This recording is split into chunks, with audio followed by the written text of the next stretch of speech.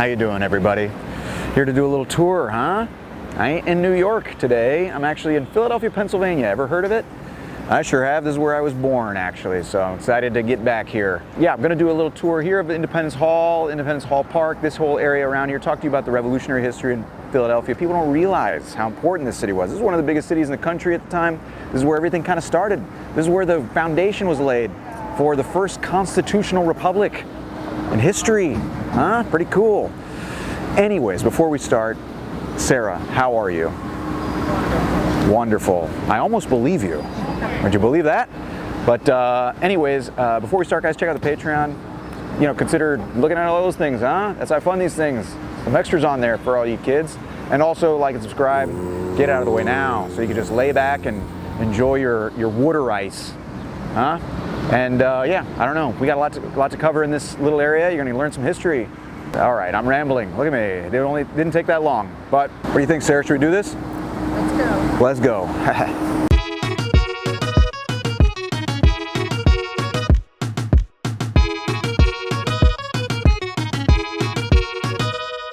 All right, so we're starting here in Independence National Historic Park. This is run by the National Park Service. It's actually also known as Independence Mall. Huh?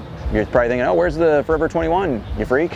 Well, it's not that type of mall. It's like a straight line. They actually acquired a lot of this land after World War II, so it's fairly new, just north of Independence Hall. And there are things we're not going to cover, like, for example, the Constitution Center there to the north. That is actually private. It's not run by the Park Service, and it's new, 2003. So, not worth it. 2003, that's not very old.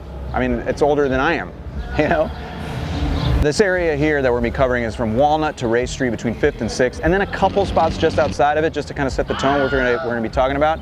Right here, nestled in between the Delaware and the Schuylkill River. We can't cover it all, by the way. That's a little heads up. So all you people who are just getting ready, you're licking your chops to jump into the comments and tell me what I missed.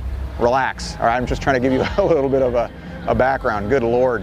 All right, so let's just do a little overview. This isn't revolutionary history, but it's important to know. Pennsylvania was actually chartered to a man named William Penn for a debt incurred from the actual King of England to his dad. So his dad dies, the guy owed his dad something, and he's like, well, instead of paying his dad, I got all this land in the New World, let's just give him land and you know, whatever. So he did. And this guy, William Penn, was a Quaker. He'd been in and out of jail, kind of a mess. Quakers were persecuted, they had problems. The Church of England didn't like them too much. So he figures, all right, well, cool, I'll just set up this little colony of Pennsylvania, named after him, here. And so this is 1681, he's given that charter. 1683, he basically starts the colonial government, all that stuff, and it begins, right? So I'm actually standing in front of Elfreth's Alley. This is from 1703. This is the oldest continuously occupied residential street in the United States. There's still people living here, even though it's one of the touristiest areas in Philadelphia, which means you can live here. You know, some of the houses are, you know, as cheap as $600,000. What a steal. Coming from New York, that is a steal, unfortunately, which is how sad my life is. But there are also like to 1.9 million. But you pay that kind of money, you can have your coffee in your little living room, look out the window and see capri pants, fanny pack wearing tourists, and, you know, YouTube video shooting dipshits. I think the oldest house here is from like 1720. Which is pretty cool. There's a house, I think it's 134. It's like 612,000, but still not too bad. 612,000 wouldn't get you a freaking dumpster in New York, but it's enough to get you a nice little house here. Pretty cool. But yeah, so I just want to set the stage here. This is early 1700s. We're going to get to the Revolution, all that stuff eventually, but this is what you would have seen back then, early on, before we get to the independence. So, all right, that's the cops. They're coming, baby. They don't like us shooting without a permit. So let's go.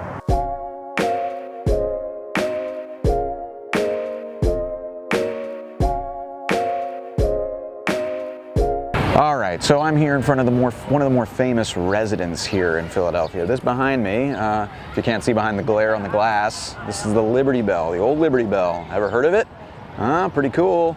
But yeah, this 2,080-pound bell, 3 feet from lip to crown, as they say in the bell biz. This is from 1753. This is a Pennsylvania legislator, let's say, because this is 1753. This is before the United States actually existed. This man named Isaac Norris was the guy who kind of championed this idea of a bell for the State House, which eventually became Independence Hall. We'll get to that, don't you worry. But it came over from Whitechapel Foundry over in London. Very fancy. I'm sure you've heard of it, but it's been around since the 1500s. It came over, they spent all this money, and triumphantly they They rang the bell for the first time in a test and it cracked. What a freaking waste. Holy crap, they spent money on all this prestigious thing and it cracked. And in fact, Whitechapel Foundry to this day, until the late 1970s most recent time, they still claim that that was the only time it ever happened. I'm sure you guys have heard that excuse before. This never happens. I promise, this never happens. This is so weird. It actually was then melted down by Pass and Stowe here in Philadelphia and recast for the second version. What happened was it worked, but it really didn't sound very good. I guess those of you guys who are musically inclined, read music, I think the term is, it sounded like you know, so they had to melt it down again and try again. The third one sounded good enough, but they actually ordered another one from Whitechapel Foundry, so another one eventually made its way here. They used the third bell, the old bell, this one, for special occasions. So there's actually two bells for a good amount of time. But this is one for special occasions, and that's why it became famous, because this is the one that rang, for example, during Independence. Hello? It actually didn't ring that day. It rang July 8th because on July 4th they had to send it out to the printers. They wrote it, but they had to send it out to the printers so everyone could see it. So they sent it down to, you know, Jeremiah Kinko's townhouse. That's not a real guy. But they sent it over there or whatever, got it printed. July 8th, they rang it. And they rang it for all kinds of other things as well. Now, it didn't get the name Liberty Bell immediately. It wasn't until the 1830s when they mentioned it as the Liberty Bell in abolitionist publications, specifically the Liberator, William Lloyd Garrison's paper. That was when they first called it the Liberty Bell, and subsequently it was adopted by companies, memorabilia. It toured the United States. Got on a train and traveled around the United States. It went to the, for example, expositions and World's Fairs. In fact, it was at the White City in Chicago in 1893. Those of you people who read IRL books these days, The Devil in the White City, Eric Larson's book, yeah, it was there. It was also at the Centennial here in 1876, the famous celebration of 100 years of the United States, where they had the Statue of Liberty's arm to raise money for the Statue of Liberty. Man, so it became very famous, and because it toured the United States, everyone around the country kind of started to associate it with liberty. Oh, how cool is that? So, you know, because it was on a train, it probably got the luxury of getting to overhear someone's cell phone conversation with their girlfriend about how they were looking forward to making sales of plumbing supplies that day. No one cares about your plumbing supply business, dude. Turn it off. You know, I'm not speaking from experience. Yes, I am. I came here on a train today. And the question everyone's probably wondering is where to get the crack. Well, they don't technically know for exactly where it got it, but the first mention in contemporary literature at the time was for Washington's birthday in 1846. Now, he'd been dead for a long time. They were celebrating a birthday and he wasn't even there. That's how you know you're famous, when they celebrate your birthday and you're already dead. But some people claim that it was during Marquis de Lafayette's visit in the 1820s. There are other mentions as well after the fact where people are like, yeah, I think it broke this time. Also keep in mind that because of memorabilia and songs written about it, it's become more popular. So for example, the Liberty March, the Liberty Bell became kind of famous, right? So that song you may not recognize by the name, but if you ever watched a Monty Python's Flying Circus, it's the intro credits from the late 60s, early 70s. So, you know, you're gonna ask me if I know where the Ministry of Silly Walks is. Anyways, this is the Liberty Bell. Pretty cool. I didn't want to wait in line, so this is the best you're gonna get. Relax, we're covering a lot of stuff.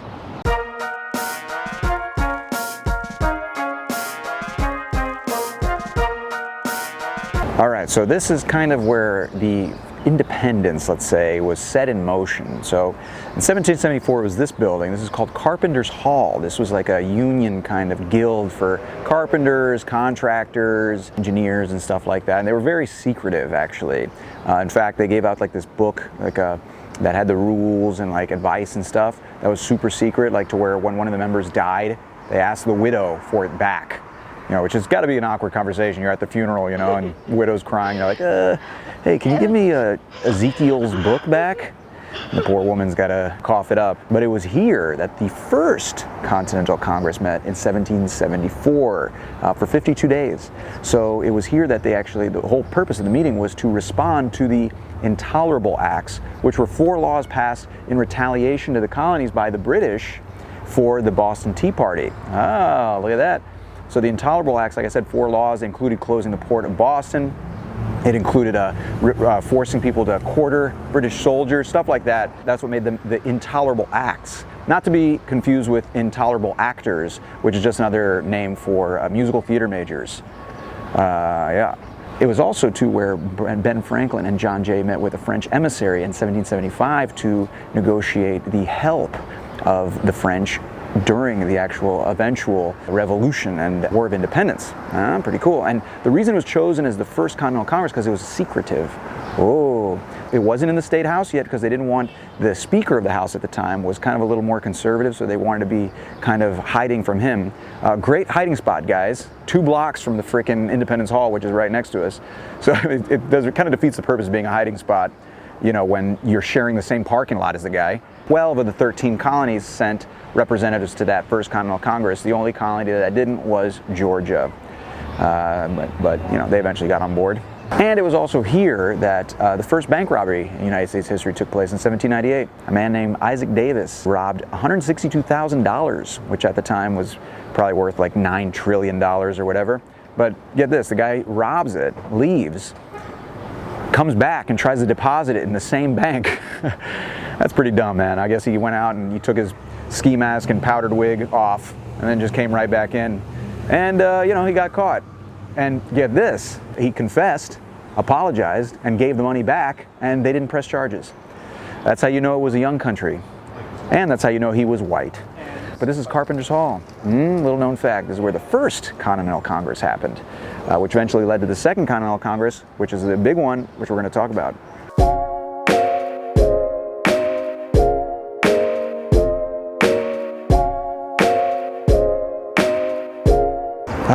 So I'm just here leaning on a planter in front of a very famous building here. This is where the park gets its name. This is kind of why Philadelphia is so important. This is Independence Hall.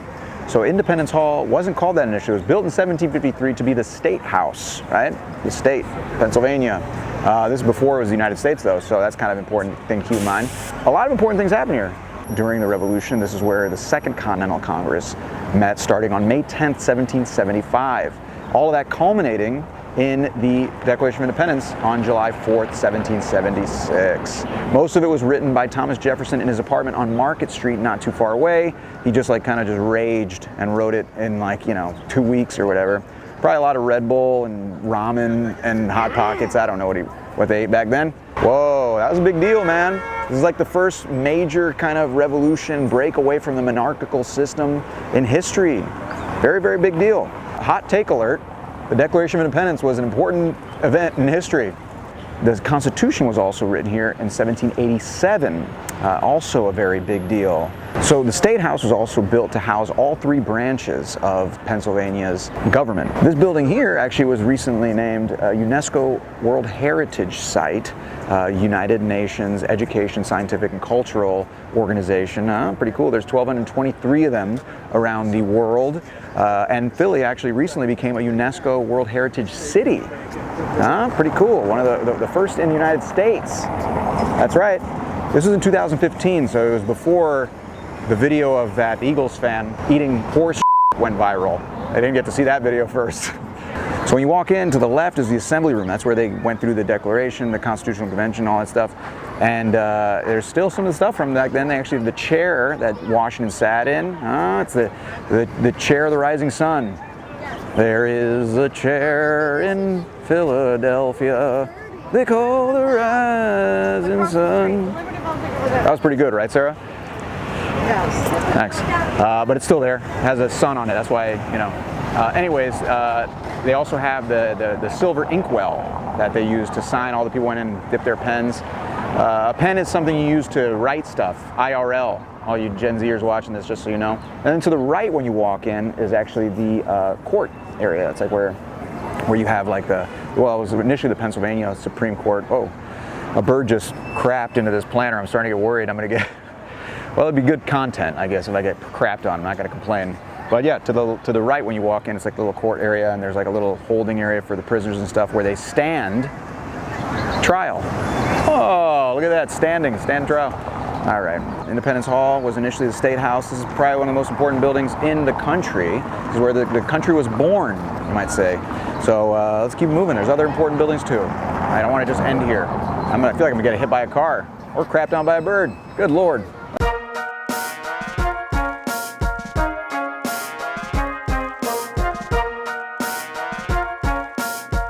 All right, so now I'm standing for, well, I'm leaning against a tree, just totes cash, as you do, but right here behind me is what was built in 1787 to be the Philadelphia County Courthouse. It's also known as Congress Hall, because after the Constitution was written in 1787, this was kind of used as the Congress, like the you know, where the legislature met. So it was here that they, for example, hammered out the Bill of Rights. You know the Bill of Rights? Freedom of speech is the First Amendment, which allows you to talk as insanely as you want about the Second Amendment. Things like that. But it was here also that Washington took his second oath of office. The first one was taken in New York, because New York was the capital starting in 1785, but then eventually moved here to Philadelphia in 1790. So here is where the Senate and the House met, basically, right, on different floors. And also where Adams took his oath of office as well. Now it was the capital here because it moved from New York, because it made sense. That's where like the commerce passed through. But the reason it moved here was part of a compromise that Hamilton made with Jefferson and also with other people. So what happened was Hamilton wanted the power to assume all the debts of the states incurred during the Revolution, right? This would give the federal government more power. But states like Virginia, which didn't have as much debt and had a lot more money, were like, why would we do that? We want to keep states' rights. So he made a compromise with Jefferson from Virginia to say, hey, look, you let me do this, I'll let you move the capital, because they didn't want it in New York. It was too far north and it was too commercial. They thought the commerce would corrupt the capital. Good thing they avoided that. No corruption now. But another part of that compromise was to put it here temporarily until they got to a neutral site, because the people from Philadelphia would lend their support to Hamilton in return for that. And keep in mind that in 1790 you had about 42,000 people here in Philadelphia, which making it one of the biggest cities in the country at the time. Not a lot of people. That's like a few apartment buildings in the city now, but back then it was a lot. And part of the deal they made was to move the capital to this land that was donated by, or that was suggested by Virginia and Maryland on the Potomac, where DC ended up. But Philadelphia thought that by having it here temporarily, they'd be able to convince the government to just leave it here permanently. Like it would just get kind of tired or something, you know? It's like it's like the creep who's like, oh yeah, come over, just have one drink, no big deal. Yeah, just kind of stick around. Yeah, it's totally fine. Make your capital here, no big deal. We'll split the bed. I'll stay on my side, don't you worry. Just stay the night. That's basically what Philadelphia was doing. And it didn't work. Washington was like, I'm getting the hell out of here. Nice try, Philly.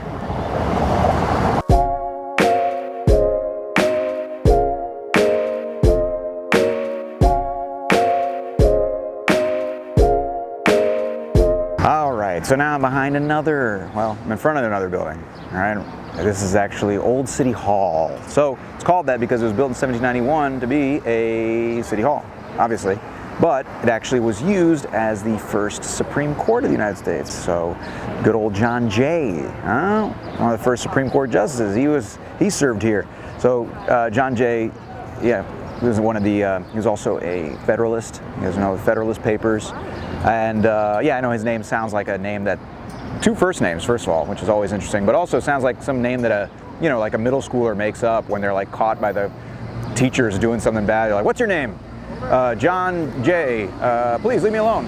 Anyways, this was the Supreme Court. It was built in 1791 to be the City Hall, and the mayor and his office were upstairs, as well as the council, and then the courts were downstairs, and that's where the Supreme Court was until 1800, when the capital left Philadelphia.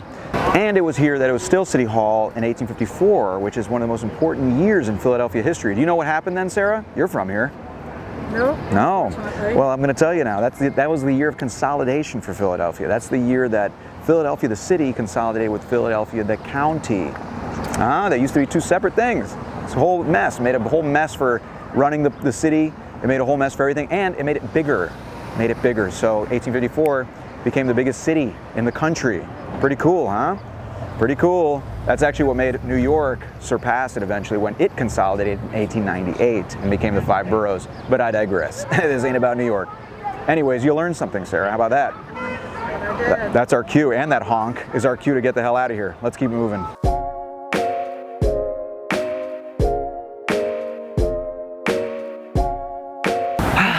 Well, we really did just cover a lot, huh? And I'm not just saying that like I shot this at the same time as the intro. We talked about all the history today. We talked about the Declaration of Independence. We talked about pre-declaration. We talked about the bell. We talked about City Hall, the State House. We talked about everything there is in this little area. There's gonna be other videos too, don't worry. Sarah, did you learn something? Yes. Look at that, even got her to answer this time. Well, if you enjoyed it, guys, you know, check out the Patreon, all that stuff. Consider funding, there's extras on there, huh? Also too, gonna be doing shows here in Philly, so check the description for those. They're fun, about history, comedy, all that stuff. It's a good time. And you know, like and subscribe. Also helps the old algorithm, helps bump me up above all the, you know, videos about Genos and Pats. Lord knows there's enough of those. But yeah, I don't know, guys. Yeah, you know, I don't know what else to say, other than I guess I'm gonna go grab some pretzels. Water ice. Yeah, water ice. All right, anyways, see y'all later, guys. Thanks for watching. Thanks for making it this far. Huh? Pat yourselves on the back. This wasn't a 30-second video. Look at us. And it was shot horizontally. What a freaking concept. It's gonna be like 35 millimeters soon, shooting something horizontal. All right, I'm rambling. See y'all later. Sick.